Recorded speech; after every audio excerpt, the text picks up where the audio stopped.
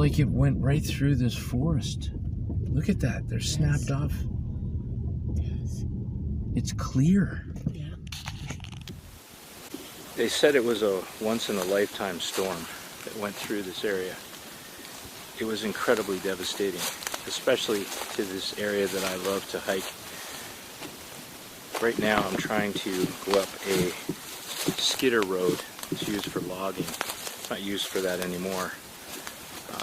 But the infrastructure is still here that leads to a log processing area up here. And I used to be able to drive up this road with my all-wheel drive vehicle. But basically this storm went through this area like a bulldozer, knocking down tree after tree across this road. So it's completely impassable now. And I need to record the devastation. These are hundreds of year-old trees in some cases that have been pushed over by the wind in that storm. Probably lasted about a half an hour to 45 minutes, but the destruction is incredible. YouTube's a wonderful thing, and I watched a show that was put on by a forest manager who was talking about pillows and cradles and how they were constructed, and you could read a forest, how old it was, when the trees knocked down, even pinpoint it to a particular storm in the past. And you could take a look at those pillows and cradles in the woods and tell you what storm knocked them down. This is another one of those events, and we'll be able to see how those pillows and cradles were created, because this storm created a whole bunch more examples of it. This one here is a beautiful maple. Gotta be 50, 60 years old. Push across the road here. You're not getting through here without a lot of work. And this is just one of dozens. So each one of these root balls will eventually wear down with weather to become the pillow. And the hole that the root ball was pulled out of becomes the cradle. And so if you stand in the cradle and you are perpendicular to the pillow, you can tell which way the tree fell down. Easy to see now how that works. This is a fairly decent 4x4 road. It's been used quite a bit, and it's just one knocked over tree after another as we go along here, leading up to the top of this hill. And I think that's why there's so much damage up here. It's because there was just no protection from the wind at the top of this hill. It just gets worse and worse as we climb.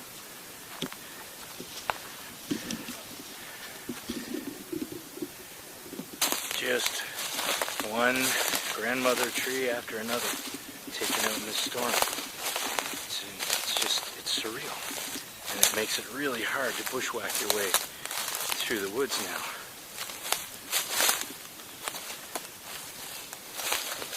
I'd say in some ways, this is worse than the ice storm that we had that went through eastern Ontario and southern Quebec. Now in this spot, I can count 1, 2, 3, 4, 5, 6 trees in a row, all leaning the same way like dominoes.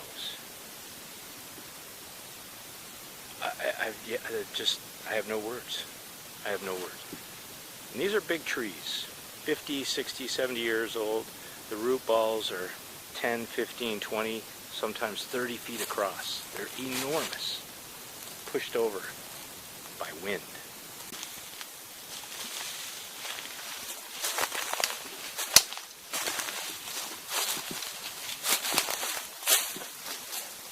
That is a huge cradle. Massive.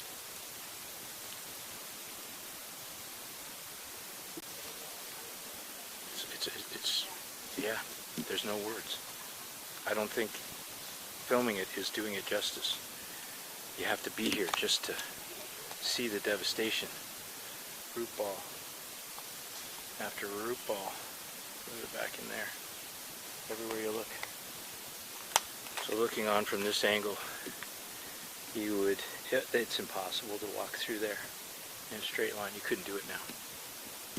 This forest has become almost impenetrable.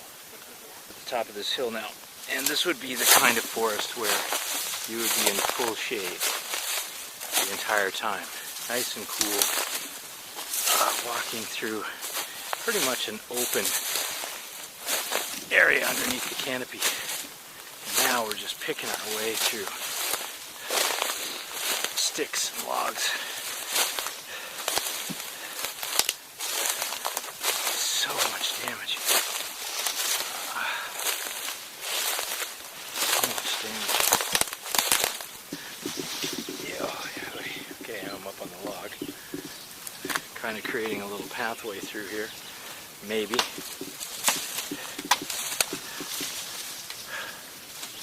This should all be shaded. There should be a huge canopy above us here. We're out in the exposed sky. There's a basswood crown out in the middle of nowhere. I'm sure that basswood is going, phew! Made it! One of the lucky ones. The sky is mine. No competition.